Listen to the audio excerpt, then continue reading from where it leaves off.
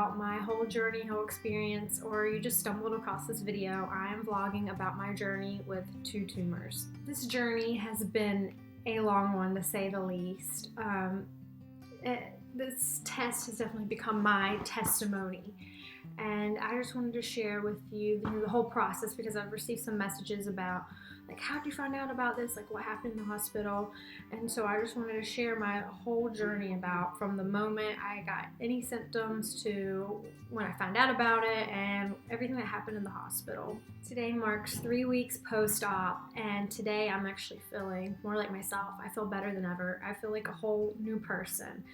This whole experience and this whole journey has made me more grateful, and I've definitely been humbled by everything that has happened, because this wasn't easy. This was a tough situation. I came into it thinking it would be, something I can just get over really quickly, and I didn't really understand the brevity of having 2 tumors, in your head and in your neck. But now I understand, and I know it's gonna take some time to recover, to be my fullest self, but I'm just glad to say I'm a lot more normal than I was a week ago, and a lot more me. And just a quick side note for all the people who sent their love, messages, support, prayers. I just want to thank you so much, because I wouldn't have gotten through this whole experience without this, the outpouring of support, and it just means the world to me, just seeing everyone who has messaged me telling me how strong I am, because I didn't even know how strong I was to begin with. And I just want to, again, thank you so much from the bottom of my heart. I really appreciate it. So I'm going to try to annotate this as much as I can, but it is a really long story from the minute I had symptoms to where I am right now. Let's just backtrack to December of 2016. So I've been an NBA dancer for 3 years, and that was the pinnacle of our season. Is normally November, December, the holidays. It's when we have a lot of games. And that's when I started getting the first of my symptoms, which was the ringing in my ear. And I just kept blowing it off.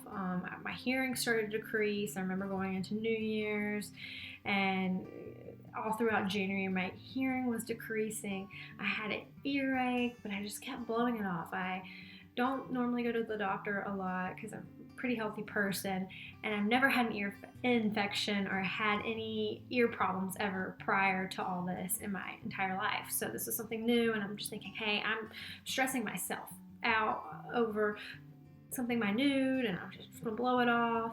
I have been going through a lot, games, practices. I was studying for the LSAT. That was coming up in February this year, and my friends kept telling me, hey, you keep complaining about your ear, maybe you should get it checked out. I'm like, okay, finally, I'm gonna go get it checked out. I remember in January 2017, I go and get it checked out. They're like, hey, you have an ear infection, take an antibiotic, wait it out. I do. It doesn't really get that much better. Again, I just blow it off. And then I go into February, and I'm going to New York Fashion Week.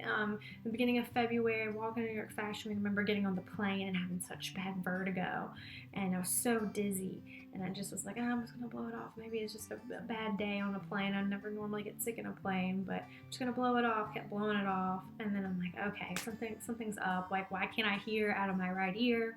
Why I'm having these dizzy headaches? Because it kept going on. After, even when I got back from New York, I'm back in Charlotte dancing and doing my thing, and I'm like, I'm so dizzy, I can't even hear the music. I'm really gonna have to count and do the counts to dance now. I just can't.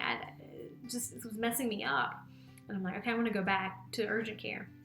Go back to urgent care for the second time. The doctor's really thorough. He knows exactly what he's talking about.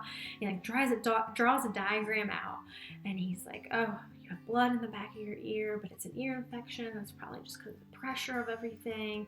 We're going to put you on all these medicines, more antibiotic. And I'm like, okay, this is interesting. I don't take all this medicine, but maybe this is going to help. So I, do this Flonase, and I do this antibiotic, and it just doesn't help at all. I get progressively worse, and I'm like, okay, I'm going to call my mom. What is the first thing you do when you're 24 and you don't really go to the doctor? You call your mom, call your dad. Call my mom up. I'm like, Mom, hey, I'm feeling really not like myself. I'm dizzy, I'm fainty. I can barely get through a workout. I'm someone who works out all the time without just feeling like a mess. And she's like, okay, hey, we're going to call a specialist. So you need to come back home. We're going to go to the ENT. So I go back home. missing these games or these practices for my NBA season, and this is right after I'd taken the LSAT too, so I'm like, oh, okay, maybe it's just stress. If I go home and like get everything back together, get everything back to normal, I can be myself and finish out the season. And so I go back home, and I remember that was the worst drive from Charlotte to my hometown. And I knew at that moment something was not right. And I get in my car, and I'm usually jamming out because it's a 3.5 hour drive from Charlotte to my hometown. And I'm usually jamming out, going hard with tunes. And I remember just turning the radio on, my ear started like going, and I'm like, oh, what is going on? I was getting a headache. I was getting dizzy every time I heard something like on the radio or heard any kind of loud noise or music. And I'm like, what is going on? The only way I can explain it, it sounded like a broken speaker in my ear every time I turned the music up. And I was just like, oh my God, this pain. I was like, something's just not right. Why is my ear doing this? Like, why does it sound like a broken speaker? And I'm like, okay, well, no music. I drove 3.5 hours without any music, and that's tough because usually I'm a person who likes to jam out. So that 3.5 hour drive was the longest one I've had ever. So I get home, I'm like, Mom, something's just not right. And I thought I would be fine, but I'm not. And as soon as I get home, I start having fevers, I start having chills, I almost faint in front of my mom. I was like, oh my God, something's not right. And I finally go to the doctor the next day, and he's like, hey, yeah, we see the blood. I can't really see what's going on though in there. There's a lot of things going on, and he's just like, maybe let's get you on some more medicine to see if we can reduce the swelling. So I get on more medicine. This is into February. I still doing some dancing here and there, and I just don't feel better at all. I feel actually worse on the medicine. I'm like, I have to stop the medicine. So then I go back, and he's like, okay, maybe we should do a hearing test and maybe a CAT scan, and then we can really see what's going on, because I still can't see in your ear. So I'll go and get a hearing test, and as soon as they get the results, they're like, wow, you have nerve damage. And they said, something's up. You have nerve damage. It's not right. Did you hit yourself? Did you do anything? I'm like, no, I've been absolutely healthy. I've been absolutely fine. And then I get a CAT scan in the morning, and that was like a day I had practice, and I had to get back to Charlotte. So I'm driving 3.5 hours back to Charlotte, and I'm in the car, and I get the phone call. And he is like, hey, we found a mass on your temporal bone, which is in your ear. And I'm like, okay. Just didn't think anything of it. And he's like, it's probably a tumor. And I'm like, what? I'm driving, and my dog's sitting right here. I'm like, wait, okay. I just didn't know what to say. I was speechless. And I'm like, wow, you call me while I'm driving? Not a good time. And then just like, what happened? I'm like, look at my dog, and look at me. And I'm like, okay. And he's like, yeah, you need to come home immediately. You don't need to do any more activity. We got to set you up with a doctor or surgeon at Duke, because this is way beyond my expertise. And I only trust this one surgeon at Duke.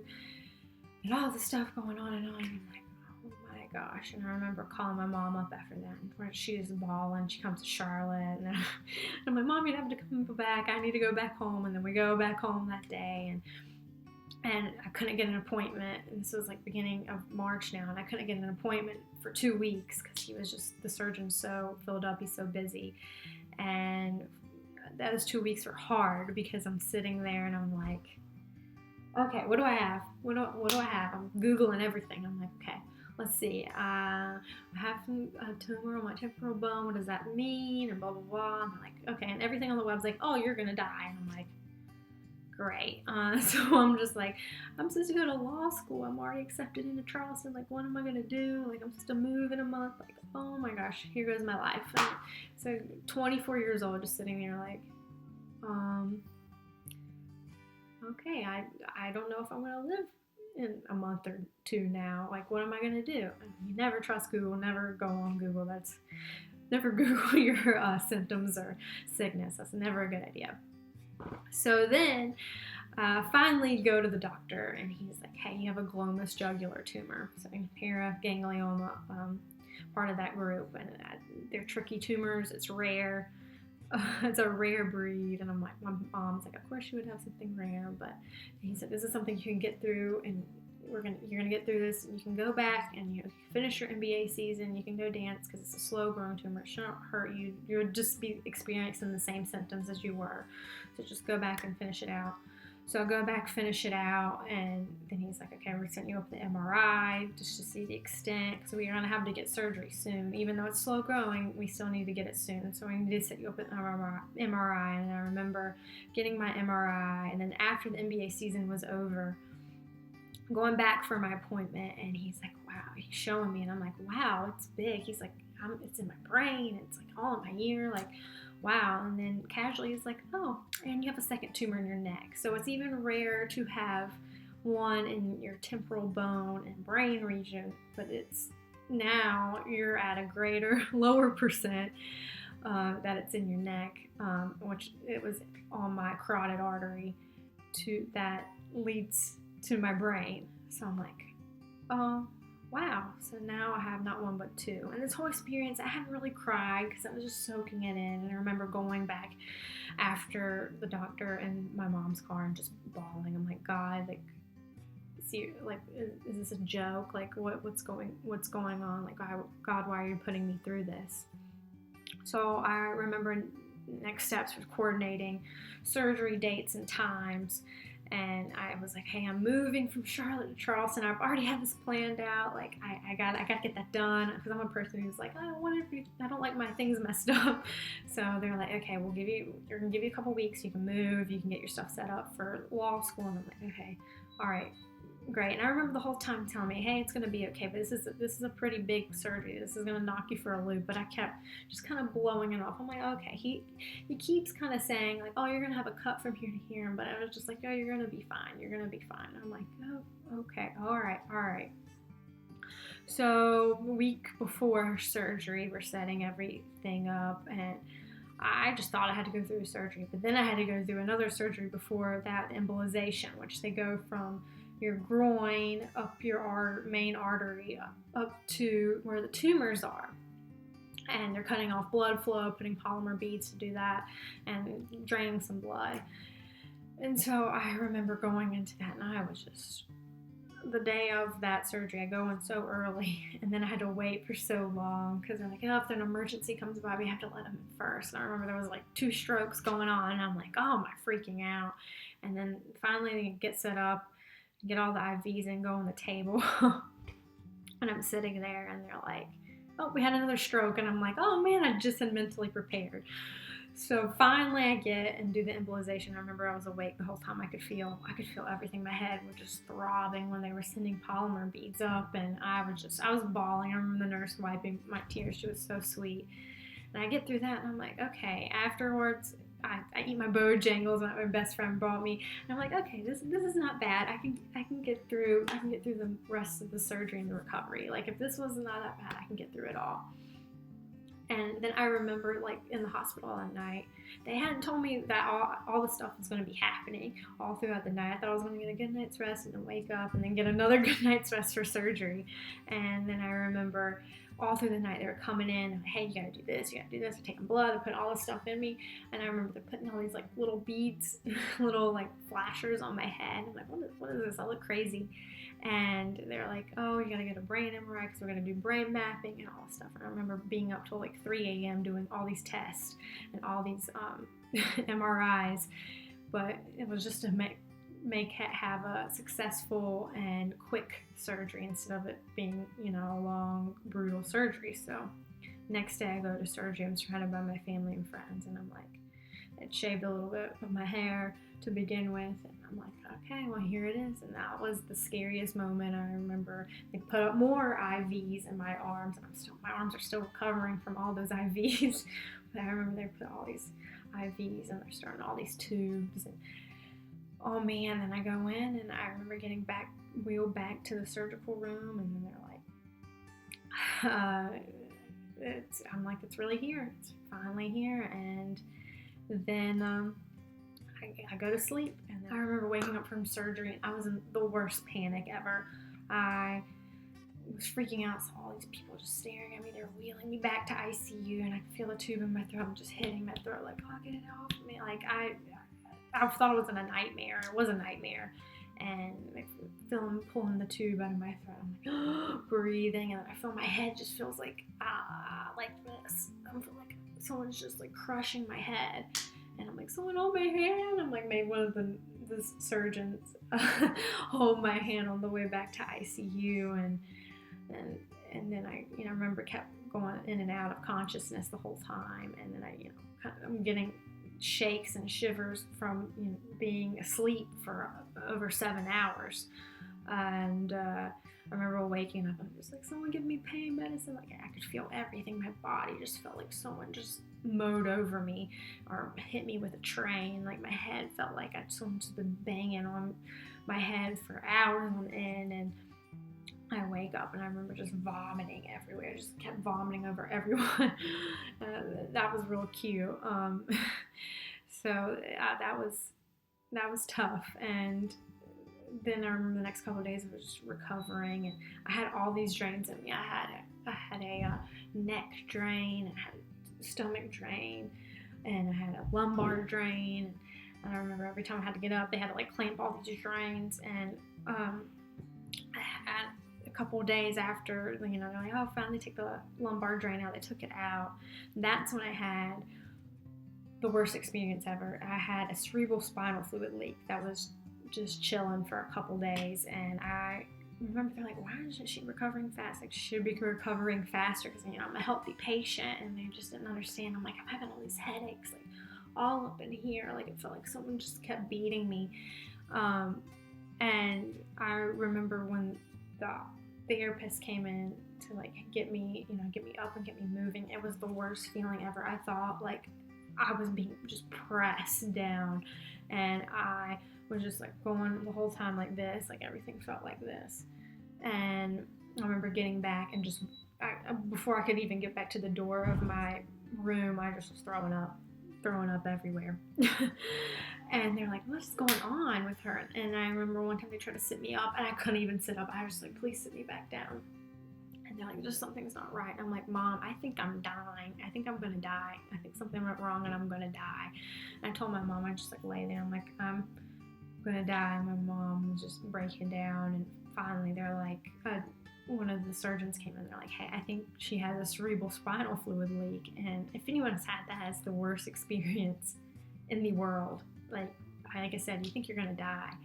And I remember sitting one night, waiting for them to tell me what's going on, and I thought I was just, hey God, I gotta let go. And I remember having a dream, like my grandpa was like, hey monkey, that's what he always called me, I love you. And I'm like, I love you, Grandpa, but please take me with you to heaven. I can't do this anymore. And he was like, no, you can get through this, you get through this. I remember that was just like the strength that got me through. But I had to lay motionless in a bed for 2 days until I could finally get the blood patch, which I was awake. They took all this blood out of my arm, which already had like 5 IVs going up it, and they shoot it up your back, and I still have a little scar from that, and that should start working and heal and cover what the leak and that's going on in your brain and your spine. So it did, it worked, and I remember slowly just getting better, and I'm like, okay, I'm gonna make it through. I'm gonna get through this. So, and eventually I did. I'm here. But the best healing was when I finally got home, and I was like finally getting my appetite back and starting to move and starting to get up. And I truly believe like that's the best recovery you can have, is when you get home, you have your loved ones, and you're in your bed, and everything's comfortable. And like the next couple weeks and how I'm here today, and my mom helped me through each and every step of the way, my best friend, all these people were just coming in and pouring their support and just helping me, giving me advice and helping me through. So it was a tough time from beginning to end, and I don't know how I would have made it unless I found my strength. And I found my strength. I never knew I was that strong ever before until I really had to be strong to get through. During this whole experience has been a turning point in my life. I feel refreshed. I feel renewed. I feel better. I feel stronger. I feel like a completely new person, and my attitude and my gratitude has definitely changed and gotten better after all this has happened in my life. And I'm just going to keep pushing through. It's only 3 weeks, and I feel great. I feel normal almost. Can't go run 3 miles, but I feel a lot better than I was a week ago, and I just thank God for that. I'll show my scar at 3 weeks. It is healing quite nicely, and I didn't have to shave my whole head. I just had to have a little undercut, and it looks pretty good for 3 weeks. You can see it all. But yeah, now I have my gnarly scar, and I have a good story behind. I just want to say thank you for watching the story. It was annotated now, but it's still a little long. I appreciate everyone who has reached out to me or given me love and support, and people who've given me questions. I hope you find your answers to what symptoms you're having. Go get it checked out. Keep asking your doctor questions. Go and get that MRI or CAT scan. I highly recommend that, because that's what really was a turning point, was that CAT scan. And just be more grateful for your health and your life. Don't worry about trivial things. That's what I always used to worry about, trivial things. Instead of, I was not being as grateful as I should, just to walk around, even to run, just to flip my hair. I wasn't as grateful as I am now. And I hope even if my story touches one person or even none, that someone just hears me out and just loves who they are and their life. Before, you don't need something bad to happen or a big turning point. Just love who you are right in this moment. And if something does happen or a turning point, just be grateful you can breathe or eat. Because I have never been more grateful to eat in my life, because I lost 20 pounds in the hospital, and I remember only eating maybe like 10 crackers and half a cup of soup the whole time, and now I'm like, finally I can eat my tacos again. Thank you again so much for watching. I really sincerely appreciate it. If this has touched you or you're going through something, feel free to comment, and definitely subscribe, because I'll be posting more videos soon. And again, thank you so much. Love you guys. God bless.